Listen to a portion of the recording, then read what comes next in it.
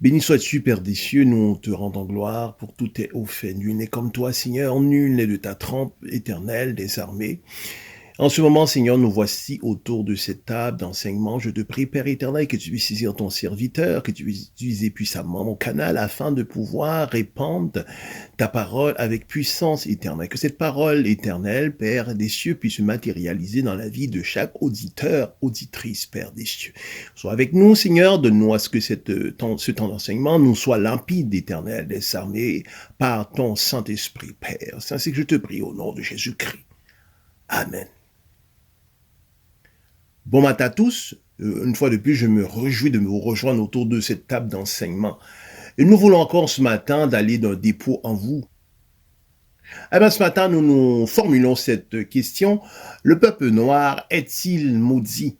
Eh bien, nous répondrons ce matin à cette question par l'entremise de l'Esprit de Christ qui sait toutes choses. La Bible dit que le Saint-Esprit viendra vers nous et nous enseignera dans toutes choses.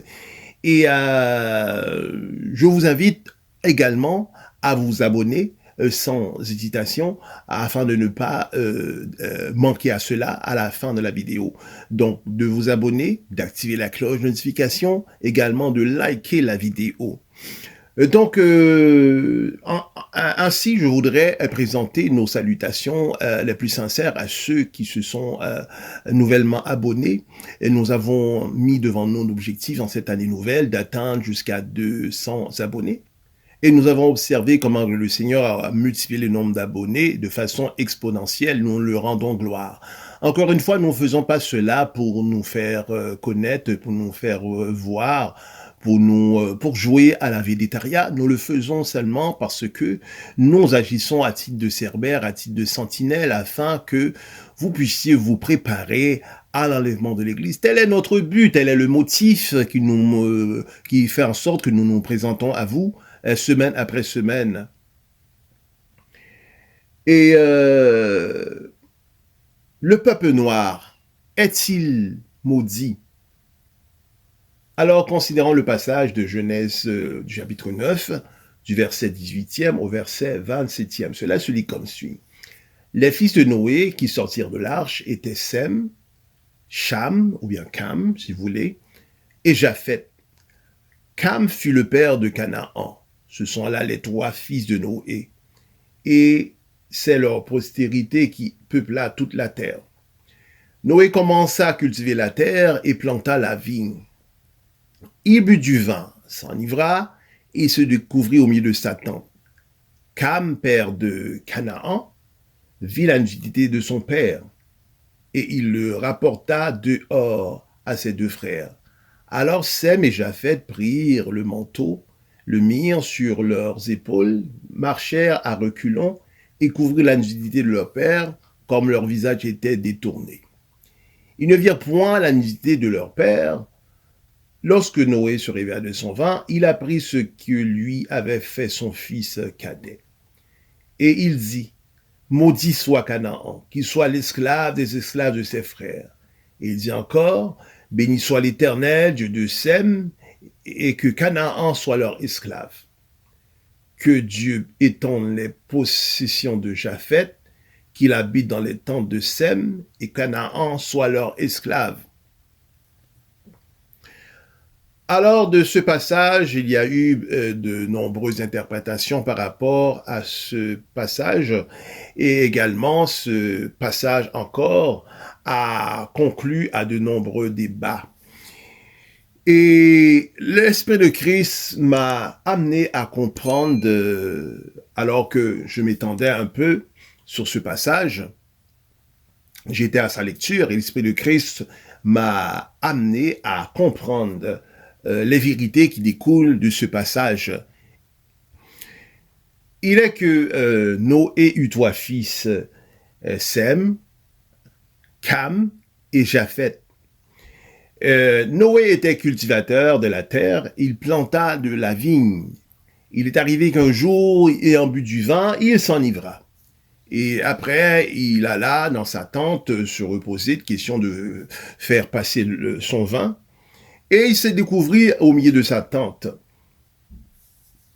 Et Cam, qui est dès lors le père de Canaan, Nous pouvons voir cela tel que le passage que nous avons considéré selon Genèse 9, du verset 20. Il est bien exprimé dans ce passage, Cam, père de Canaan. Donc, Cam était le père de Canaan, si vous voulez en d'autres mots. Canaan était le fils de Cam. Alors, Cam rentra dans cette pièce, dans cette tente, ayant vu la nudité de son père. Et ici, le mot de nudité semble être un euphémisme. Il y a beaucoup de débats par rapport à cette question, à la question que lorsque Cam pénétra dans cette pièce, dans la tente, ayant vu la nudité de son père. Et beaucoup de débatteurs vont au-delà de seulement voir la nudité. Ils vont jusqu'à même spéculer qu'il y eut des sodomisations. Alors, après cela, Cam rapporta ce qu'il avait vu à ses frères. Et Noé, alors qu'il se réveilla de son vin et qu'il a su l'affaire, et Noé a dit, maudit soit Canaan, qu'il soit l'esclave de ses frères. Béni soit le Dieu de Sem et de Japheth. Selon Genèse 10:6, il exprimait que Cam eut 4 fils, dont le premier est Mishraïm, le second est Pot, le troisième est Kosh, Kosh qui signifie noir, et Canaan. Alors, Kosh signifie noir, donc nous comprenons que Kosh répond de Cam, qui est le père. Donc, Cam est la lignée du peuple noir, parce que, tel que nous venons d'évoquer, que Kosh signifie noir. Alors, nous devons comprendre qu'est-ce qui s'est passé au niveau de cette malédiction lors de ce que Noé a prononcé. Il a dit que Canaan soit l'esclave de ses frères. Alors, c'est ainsi que maintenant, nous arrivons à comprendre, à saisir que Canaan était bel et bien noir, puisqu'il venait de cette lignée. Il était frère de Kosh. Donc, Cam répond de Cham, qui est le père. Donc, la lignée de Cam, c'est la lignée du peuple noir. Et c'est de la lignée de Cam qu'est venu les Jubisiens, les Amoréens et même les Philistins.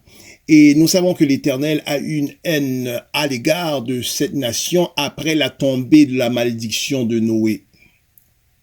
Lors de son émergence, le peuple noir n'était pas maudit, puisque l'Éternel a dit à Moïse, je te mènerai dans un pays là où coule le lait et le miel. Donc, le contrée de Canaan, c'était le contrée que l'Éternel alla conduire Moïse. Et c'est toujours de ce contrée qu'il alla lui donner en héritage à lui ainsi que à sa génération. Alors, le contrée de Canaan, c'est aujourd'hui le contrée d'Israël. Donc c'est un lieu qui était richement prospère et que les gens vivaient dans l'opulence. Sous l'Ancien Testament, lorsque l'Éternel livra les 10 commandements à Moïse, il est dit, selon Exode 24, au travers des 10 commandements, « Tu ne feras point d'image taillée, ni de représentation quelconque des choses qui sont en haut dans les cieux, qui sont en bas sur la terre, et qui sont dans les eaux plus bas que la terre. Tu ne te procéderas point devant elles, tu ne les serviras point, car moi, l'Éternel, ton Dieu, je suis un Dieu jaloux, qui punit l'iniquité des pères sur les enfants. » Donc, c'est ici le passage qui nous interpelle. Je suis un Dieu jaloux qui punit l'iniquité des pères sur les enfants.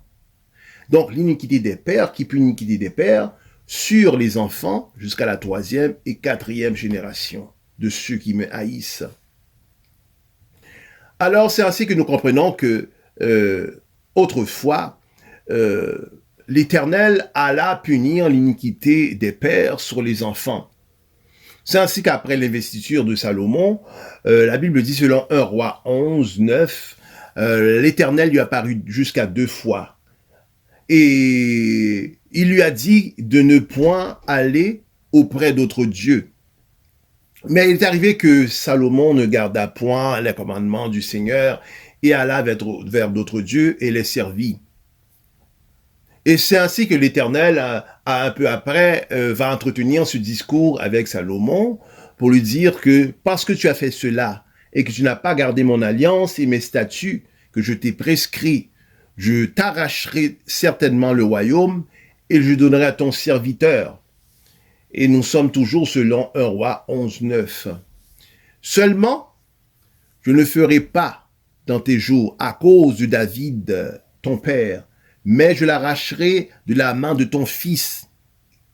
Il est dit de ce passage, seulement je ne le ferai pas dans tes jours à cause de David, ton père, mais je l'arracherai de la main de ton fils.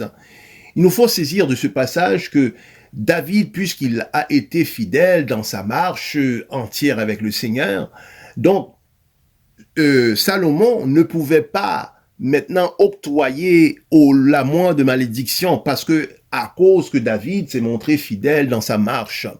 Donc, Salomon maintenant va à dérober à la parole du Seigneur, maintenant selon l'ordre prescrit, selon ses lois, les lois fondamentaux de Dieu à travers 10 commandements.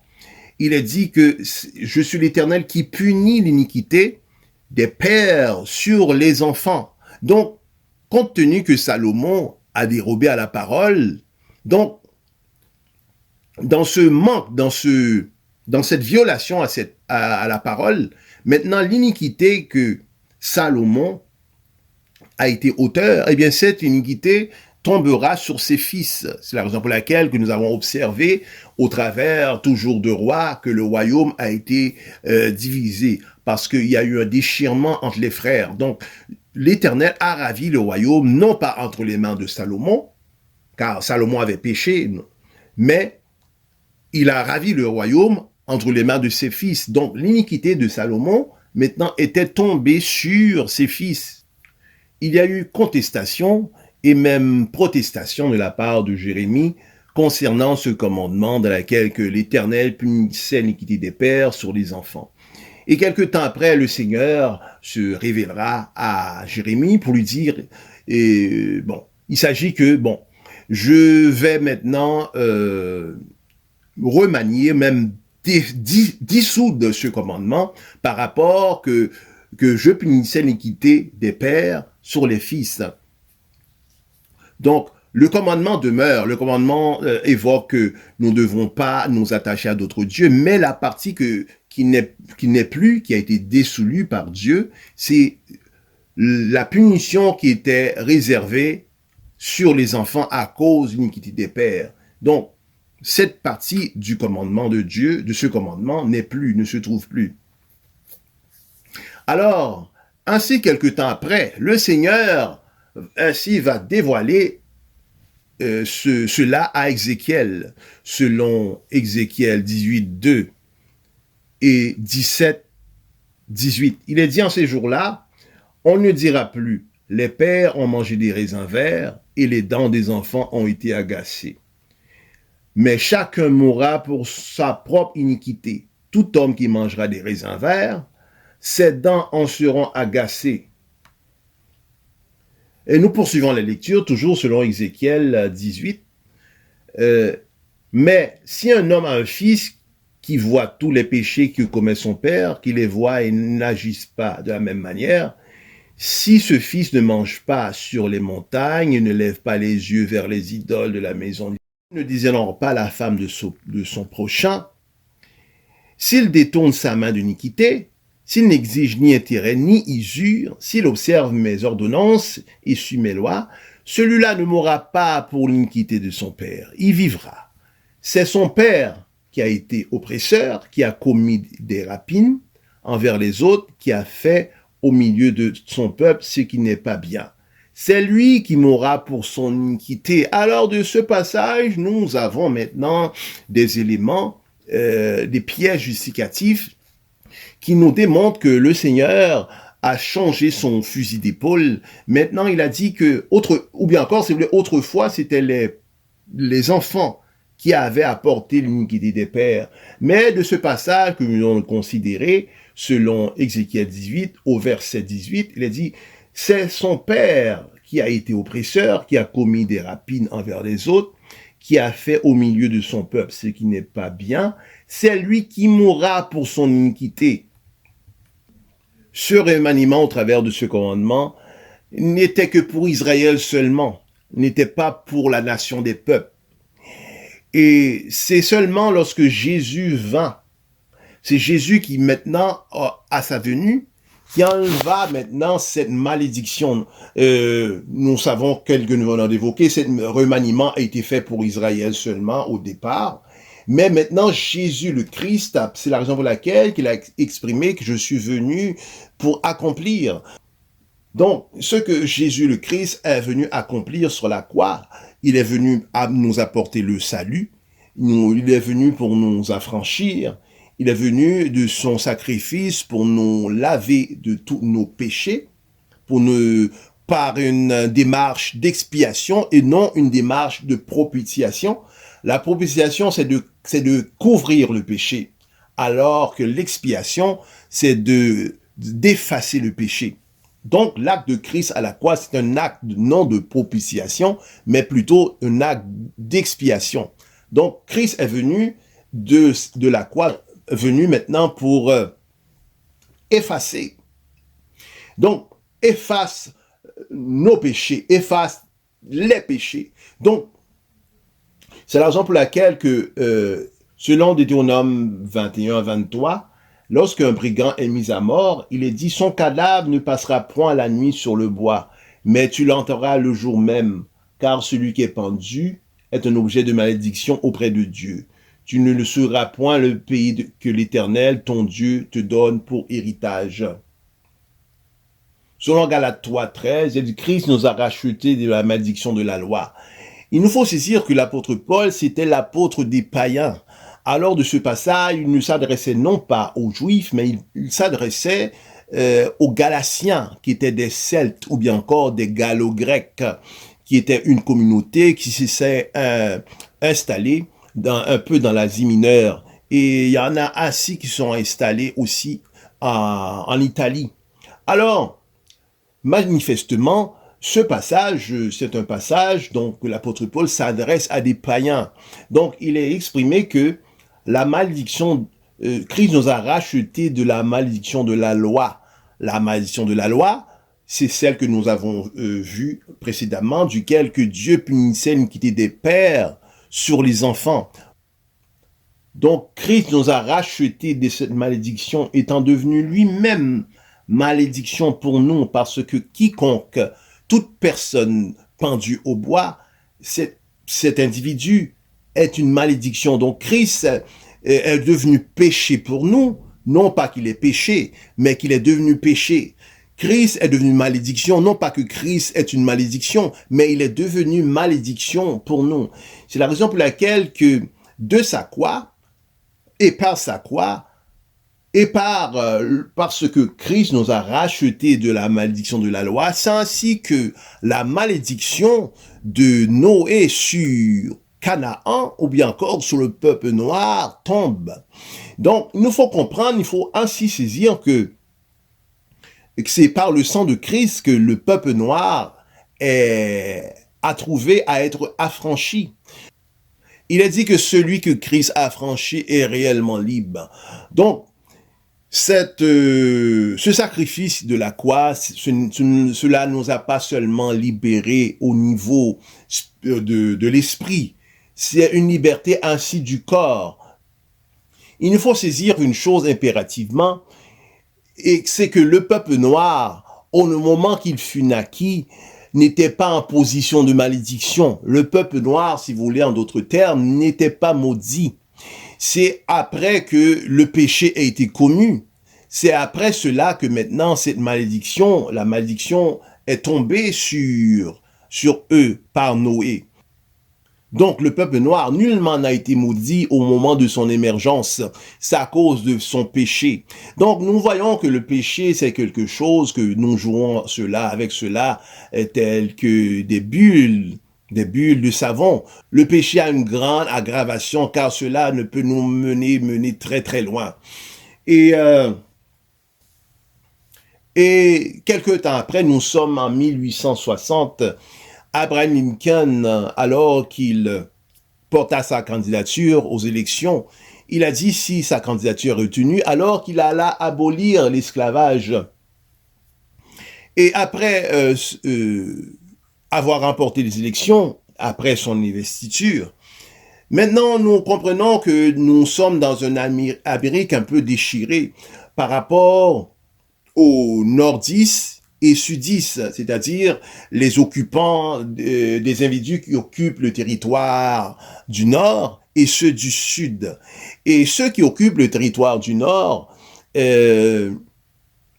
principalement, ne voulaient plus de l'esclavage parce que leur économie ne reposait pas sur une main-d'œuvre esclavagiste. Mais toutefois, ceux du Sud avaient besoin de cette main-d'œuvre gratuite parce qu'ils avaient des champs de coton et ils s'occupaient des affaires de la ferme. Donc, il y avait ainsi ce conflit. Et il y a multiples d'autres raisons, mais principalement, c'est la question de l'esclavagiste. Et c'est la raison qui a amené à cette guerre que nous savons, la guerre de sécession, c'est-à-dire entre le Nord et le Sud. Donc, cette guerre s'est tenue sur un espace-temps d'à peu près 3-4 ans. Il y a eu des villes mises en ruine, il y a eu de nombreux décès, jusqu'à 750 000 habitants maintenant qui ont connu le décès au travers de cette guerre. Ce que nous devons comprendre de cette guerre, nous pouvons exprimer qu'il y avait jusqu'à même 2 présidents dans un pays, c'est-à-dire Abraham Lincoln et Jefferson Davis. Donc, il y avait maintenant guerre entre le camp nordiste qui occupait, dont la présidence était Abraham Lincoln, et le camp du sud, dont Jefferson Davis était le président. Donc, ces 2 clans s'affrontaient. Donc, c'est ainsi après que les nordistes l'ont emporté, et c'est de là qu'en 1863, après la victoire du Nord qui l'emporta sur le Sud, et survint l'abolition de l'esclavage aux États-Unis. Cela semble être tel qu'un cheveu sur la soupe, bien encore une erreur de parcours, ou bien encore le fruit de hasard. Mais cela n'est pas du hasard du tout, car Christ, de par sa croix, nous a libérés du péché, ayant pris notre condamnation sur lui, étant devenu péché pour nous, et aussi il est devenu malédiction pour nous. Donc Christ est devenu malédiction. Donc c'est à cause de la croix que toutes ces choses, tous ces péripéties ont eu lieu. Donc c'est par la prière des frères, car nous savons que même après que Christ, de par sa croix, même après la croix, l'esclavage était encore maintenu. Mais à cause de la prière des frères, à cause de la puissance de l'intercession, alors que ces esclaves étaient dans les champs, chantaient des chants des titres tels que Amazing Grace et d'autres titres. Ils chantaient beaucoup de chants de lamentation, et c'est ça qui a fait en sorte que ce qui arriva en 1863 arriva. Donc c'est Christ qui a fait cela, car nous savons Christ a tout pouvoir. La Bible dit que Dieu, c'est Dieu qui endurcit les cœurs des rois et ainsi qu'il les adoucit. C'est ainsi que le Seigneur allait faire l'usage d'Abraham Lincoln afin de pouvoir libérer au niveau matériel le peuple noir. Car selon Romains 8, il est dit qu'il n'y a aucune condamnation pour ceux qui sont en Christ, c'est-à-dire ceux qui sont en Christ, pas ceux qui sont à côté ni en arrière, ou bien ceux qui pensent connaître Christ, mais ceux qui sont en Christ, il n'y a aucune condamnation. C'est ainsi que cette condamnation et ces condamnations ont été enlevées sur le peuple noir. Donc le peuple noir est pleinement affranchi. Mon appel à vous ce matin, de où que vous soyez en Haïti, en Afrique, dans les Antilles, en Martinique, en Jamaïque, dans la Guadeloupe, peu importe que vous soyez et que vous abhorrez la peau noire, sache que Christ vous a affranchi, donc que vous êtes libre, vous êtes égaux à toute race, à tout peuple. Donc vous devez vous tenir droit, vous devez marcher la tête haute, car ainsi, vous n'avez, au moment de votre émergence, vous n'avez point été maudit. Mais la malédiction est survenue à cause du péché. C'est la raison pour laquelle que le Christ nous dit de nous éloigner du péché. Car le péché comporte de nombreuses et de lourdes conséquences. Donc, c'est la raison pour laquelle que ce matin, je vous invite ce matin à être pleinement, non que moi je vous libère, mais c'est le Christ qui vous libère ce matin. Soyez libérés dans votre esprit. Et ce matin, bien que les chaînes ne sont pas à vos mains, à vos pieds, à votre cou, mais elles suscitent, elles demeurent dans votre esprit. Mais ce matin, Christ vous libère des chaînes qui sont dans votre esprit. Cette mentalité d'esclavage, ce matin, Christ vous a franchi.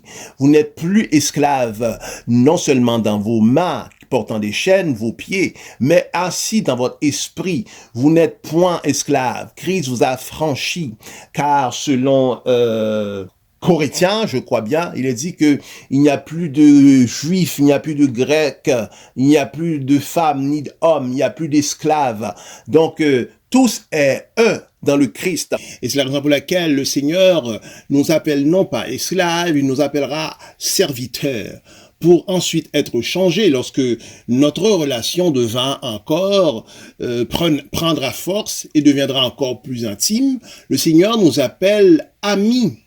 Et ainsi, après cela, il va nous appeler prince et princesse. Donc ce matin, soyez affranchis, marchez la tête haute. Vous pouvez autant faire que n'importe quelle nation. Et ceux qui ont commis ces délits, sachent que, bien que le peuple noir a été maudit, qu'il ne l'est plus aujourd'hui, mais tous ces délits qui ont été commis, ce sont des délits qui sont punitifs.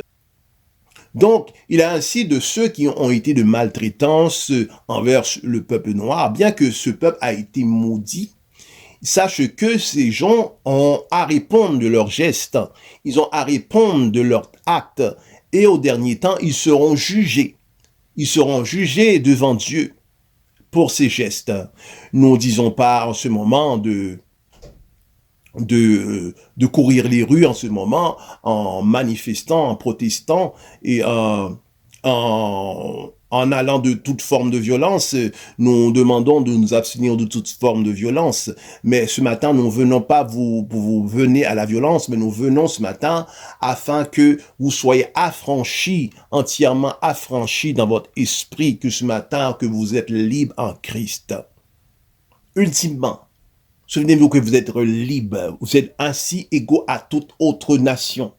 Et si Christ a d'avenir, vous serez une grande nation, un grand peuple, avec de grands politiques, avec une économie forte, avec de grandes infrastructures et ainsi de grandes institutions académiques. Mes chers amis, l'heure est venue de se quitter. Nous serons ensemble la semaine prochaine, Dieu voulant. D'ici là, veuillez vous abonner, veuillez partager la vidéo, veuillez appuyer sur la cloche de notification. N'oubliez pas ainsi de liker la vidéo. Donc, c'est Pasteur Jade qui vous dit à la prochaine.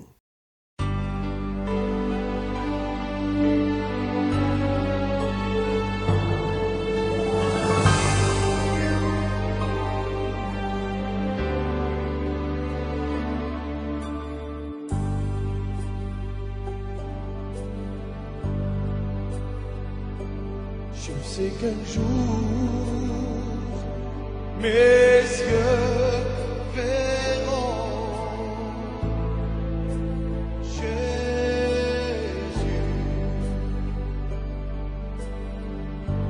Je sais qu'un jour,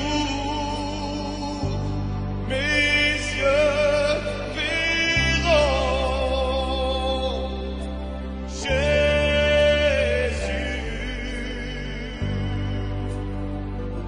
Si je marche jusqu'au bout, par la foi et malgré tout, je sais qu'un jour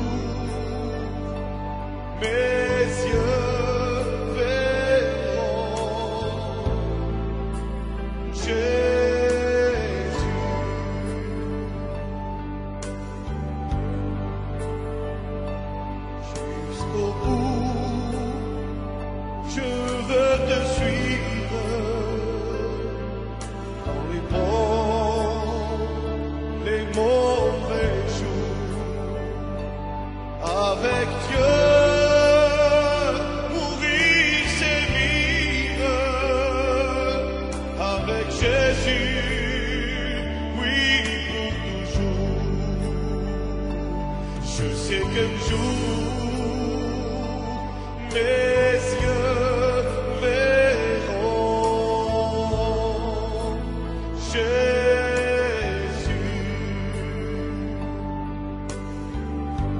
Je